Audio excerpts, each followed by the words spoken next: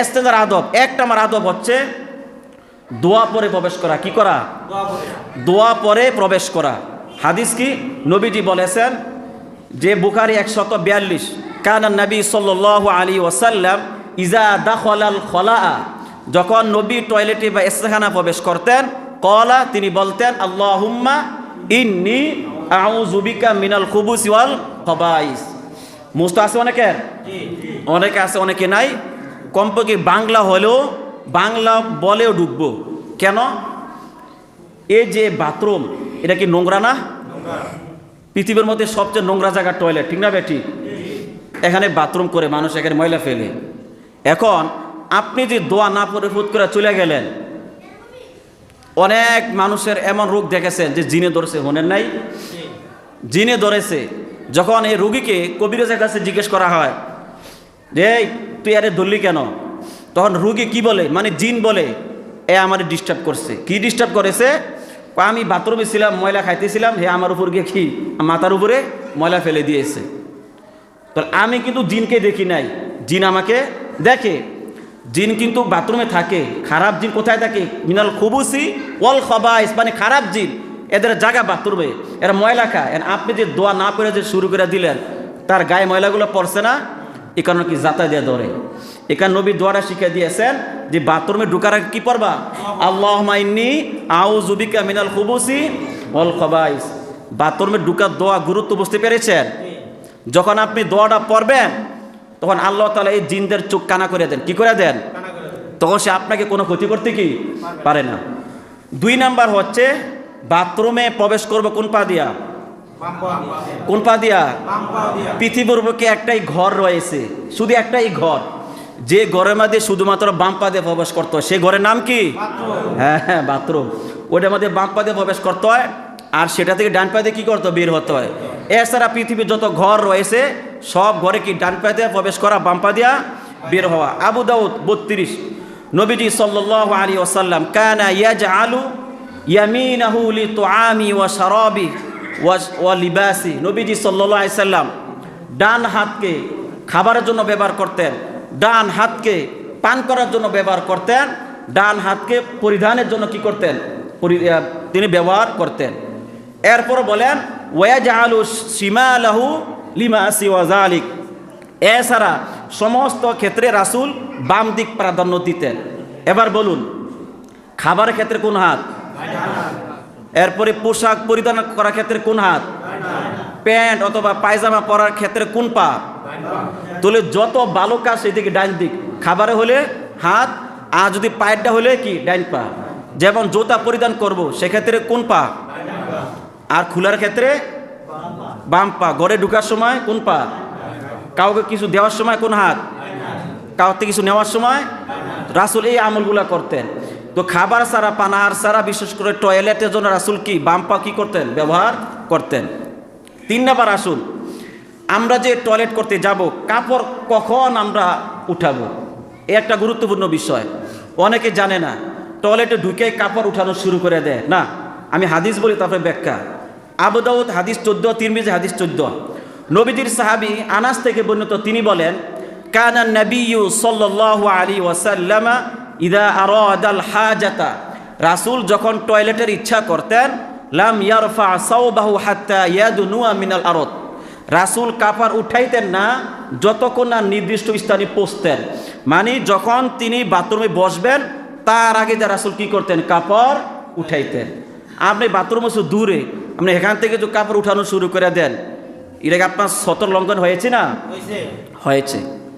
আমরা অনেক একটা ভুল করি, পেশাব করার সময় আমরা কি হাঁটুর উপর কাপড় তুলি?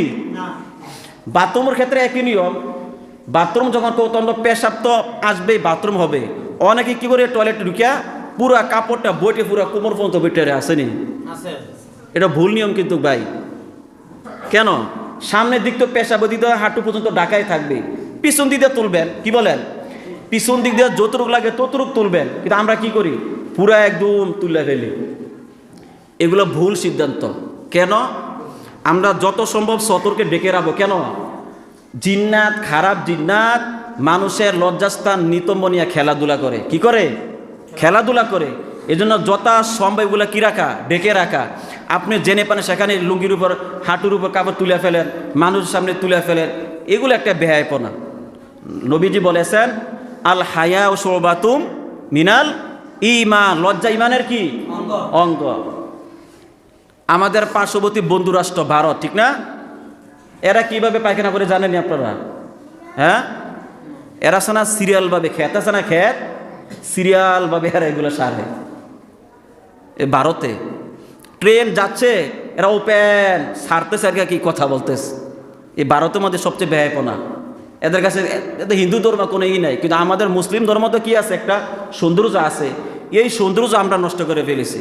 তো রাসূল কি করতেন, যখন বসবেন বসার আগে তার কাপড়টা কি করতেন, উঠাইবেন। বাচ্চাদের এগুলো শিখাই দিবেন। অনেক বাচ্চারা কি করে পুরো লুঙ্গি বইটা ফেলে, শিখাই দিবেন। রাসূলুল্লাহ বলেছেন আমি তোমাদের বাবার মতো, আমি তোমাদেরকে সব কিছু শিখাই দিব। তো আপনারা না বাবা, আপনাদের দরকার না বাচ্চাদেরকে সেভাবে শিখানো। নবীজি বলেছেন কুল্লু মাউলুদিন ইউলাদু আলাল ফিতরাহ ওয়া আবওয়াহু ইউহাউইদানিহি আও ইউনাসসিরানিহি আও ইউমাজ্জিসানিহি। প্রত্যেকটা সন্তান, বাচ্চা সন্তান ইসলামের ফিতরতের উপরই জন্মগ্রহণ করে, কিন্তু কোনো বাবা তাকে ইহুদি বানায়, কোনো বাবা তাকে নাসারা বানায়, কেউ মুশরিক বানায়। কেন? এই যে আপনি জানেন ইসলামকে কিভাবে পেশাব করতে হবে, কিভাবে বসতে হবে, কিভাবে খানা খেতে হবে, আপনি বাচ্চাকে শিক্ষা দেন নাই, তাহলে সে কি করে, ওই যে ইহুদি খ্রিস্টানদের কালচার সে ধরে ফেলে। অথচ আপনি বাবা দরকার ছিল, বাবা এইভাবে পেশাব করতে বসো, ক্যাবলার দিকে বসা যাবে না, পূব দিকে বসা যাবে না, এবং কিভাবে পেশাব করবা সব শিখিয়ে দেওয়া। কয়জন বাবা আমরা এগুলাই করি? দোষ আমাদের, দোষ আমাদের। আমরা বাচ্চাদেরকে কি, আমরা তো মনে করি বাচ্চা এখন এগুলো কোনো দরকার নাই, 7-8 বছর হইব মাদ্রাসা ভর্তি করাই দিব, আল্লাহর ওলি বুজুর্গ হয়ে যাব, ঠিক না? ঠিক না বেটি? বা 14-15 বছর যখন হবে তখন মাদ্রাসা ঢুকাই দিব, একটা চিল্লা দিয়ে দিব, অথবা এই হয়ে যাব। না, এগুলো ভুল ধারণা। ছোট কাল থেকে বাচ্চাদের বলে কি শিক্ষা দিতে হবে। 4 নম্বর আসুন, কেবলার দিকে মুখ পিট করে না বসা। হাদিস বুখারী 144, ক্বালা রাসূলুল্লাহ সাল্লাল্লাহু আলাইহি ওয়াসাল্লাম ইদা আতা আহাদুকুম আল গায়তা, যখন তোমাদের কেউ টয়লেটে যায়, পেশাব করতে যায়, ফালা ইয়াস্তাকবিলুল কিবলাতা ওয়ালা ইউয়াল্লিহা যহরা, সেজন্য কেবলা দিকে মুখ পিট না করে বসে। তাহলে উত্তর অথবা দক্ষিণ, উত্তর অথবা দক্ষিণ। অনেক মায়েরা ভুল করে, মনে করে বাচ্চা হেরকের পূব পশ্চিমে আছে, এত ছোটো নাবালেক বাচ্চা, এরা কি করে পশ্চিম দিকে পেশাব করা অথবা পূব দিকে কি করে, পূব দিকে কি করে পেশাব করা, ঠিক না? না, ছোটো কাল থেকে বাচ্চাকে ভেবে গড়ে তুলতে হবে যে বাবা পূব দিকে বসবা না, পশ্চিম দিকে বসবা না, দক্ষিণ অথবা উত্তর দিকে কি বসবা। পারবো তো ইনশাআল্লাহ? 5 নম্বর হচ্ছে কোন পায়ে ভর দিয়ে এসেজা করবো, এটা অনেকে জানা না। আচ্ছা আপনারা বলেন, আমরা যে এসেজাখানা যে বসি, টয়লেট করি বা পেশাব করি, আমাদের শরীরের ভরটা বাম দিকে থাকবে না ডান দিকে থাকবে বলেন? হ্যাঁ, মাশাআল্লাহ, কোন দিকে? আপনার শরীরের ভারটা থাকবে বাম দিকে। তো অনেক দেখা যায় রাস্তাঘাটে পেশাব করে দেখি তো ডান দিকে ঝুঁকে থাকে, এটা ভুল। আপনার সুস্থতার জন্য, ভালোভাবে পেশাব পায়খানা ক্লিয়ার হওয়ার জন্য বাম দিকে কি বর করে বসতে হবে।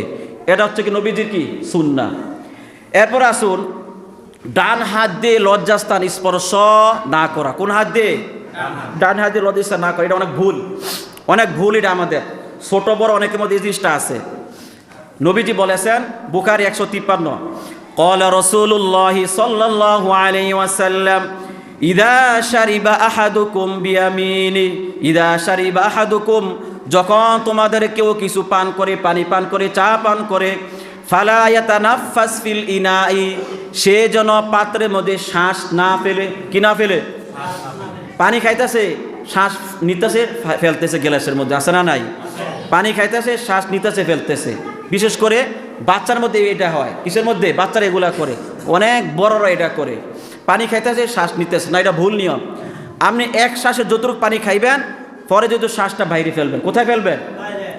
আরেকবার পানি খাইবেন, শ্বাসটা অফ রাখবে, বাইরে ফেলবেন। এবার যত টানে আপনি পানি খান, কিন্তু শ্বাসটা কোথায় ফেলবেন না, পাত্রের মধ্যে গ্লাসে ফেলা যাবে না।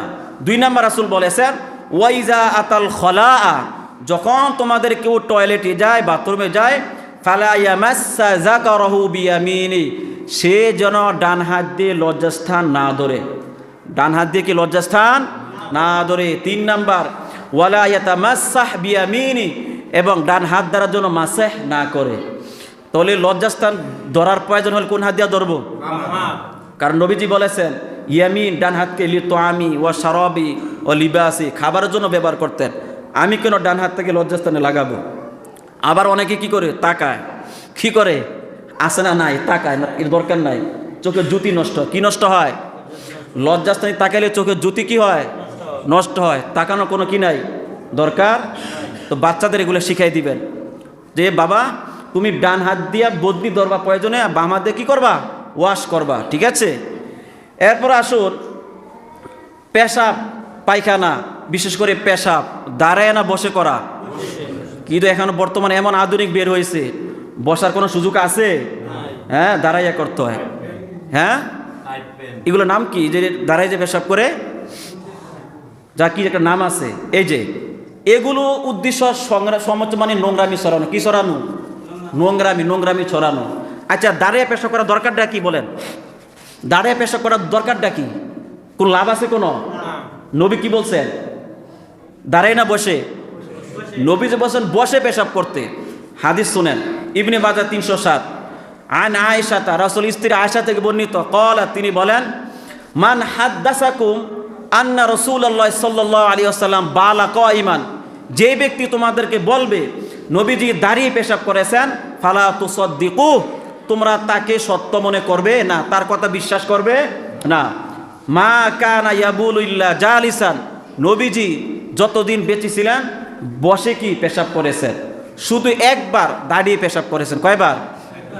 এমন জায়গায় ছিলেন যে ময়লা বসার কোনো কি নাই, সুযোগ নাই, তখন শুনে একবার দাঁড়িয়ে পেশাব করেছিলেন, সবসময় কি বসে পেশাব করেছেন। আপনি যদি সুযোগ না থাকে, কোনো রাস্তা নাই, তাহলে দাঁড়িয়ে করবেন, কিন্তু বসার সিস্টেম থাকলে বসবেন। কেন? বসে পেশাব করলে পুরা শরীর বড্ডা পড়ে না, আপনার পেশাব কি হয়ে যাবে? ক্লিয়ার হয়ে যাবে। আর যদি দাঁড়িয়ে পেশাব করেন, দেখেন যে জায়গায় দাঁড়িয়ে পেশাব করার কমোড সিস্টেম করা থাকে, সেখানে যে দাঁড়িয়ে পেশাব করে পাশাপাশি থাকে না কমোডগুলা, পাশাপাশি তো থাকে। তো তুমি যে সেন খুলে যে সারতাস, আরেকবার নজরে পড়ে না? এরা কি বেহায়পনা না? অথচ রাসূল হাদিসে বলেছেন যারা মানুষের সতর দিকে তাকায় তাদের উপর আল্লাহ লানত, যে দেখায় হের উপর আল্লাহর উপর কি লানত। তো যারা এই যে সিস্টেম চালু করলো সতর দেখানো, তাদের উপর আল্লাহ তাআলা লানত। বলে নাউজুবিল্লাহ। তো আপনি যে সুন্দর এমন প্যান্ট পরেছেন টাইট, বসার কোনো সুযোগ নাই, দোস্ত আমনের। আবার আপনি যে সিস্টেম দাঁড়ায় পেশাব করতেছেন, পাশে দিয়ে একজন হেতার চোখকে এদিকে যায় না, তো বসে সিস্টেম করলে সমস্যাটা কি? আধুনিক কি বলে? রাসূলের সুন্নতের বিরুদ্ধে কোনো আধুনিকতা নাই। রাসূলের সুন্নত মানার মধ্যে কি উত্তম আধুনিক, ঠিক না ঠিক? তাহলে আমরা কি বসে পেশাব করব?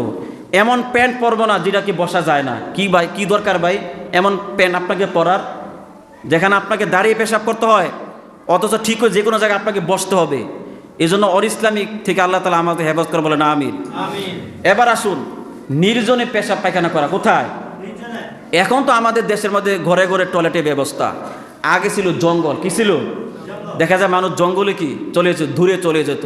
তো রাসূলও এটাই করতেন। দেখেন রাসূল কি বলেছেন, আন জাবির ইবনে আব্দুল্লাহ আন্না নবী সাল্লাল্লাহু আলাইহি ওয়াসাল্লাম কানা ইযা আরাদাল বারাজা, রাসূল যখন পায়খানা করার ইচ্ছা করতেন, ইনতালাকা হাত্তা লা ইয়ারাহু আহাদুন, এমন জায়গা রাসূল চলে যেতেন যাতে তাকে কেউ কি না দেখে, এমন জায়গায় চলে যাওয়া।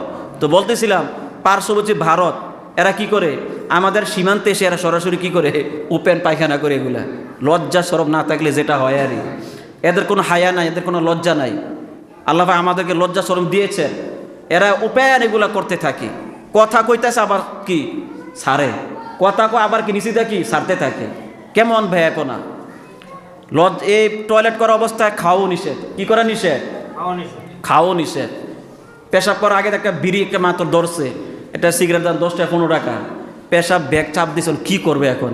ফালাইতে পারি না, বাস টানে আর কি পেশাব সারে। কেউ নিষেধ, এগুলা কি নিষেধ। এগুলা পেশাব করা অবস্থা খাওয়া দাওয়া কি করা কি নিষেধ। 9 নম্বর হচ্ছে হাড় গোবর, এগুলা কি ব্যবহার করা নিষেধ।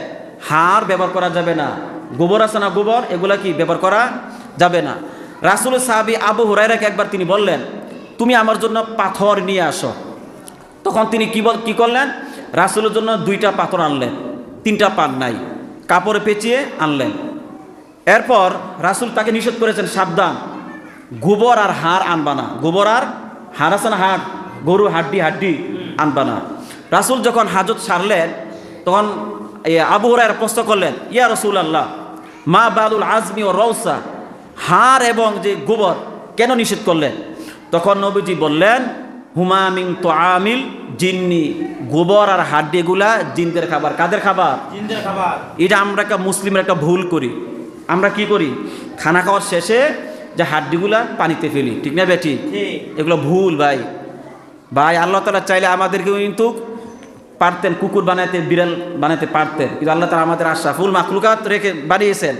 আমাদের খাবারের অংশে তাদের কি আছে? খাবার আছে। যে গরু হাড্ডিগুলা কোথায় ফেলবেন? শুকনা জায়গায় রাখবেন, বাড়ি একটা সাইডে রেখে দিবেন, জিন এসে খাবে, আবার কুকুর কি খাবে।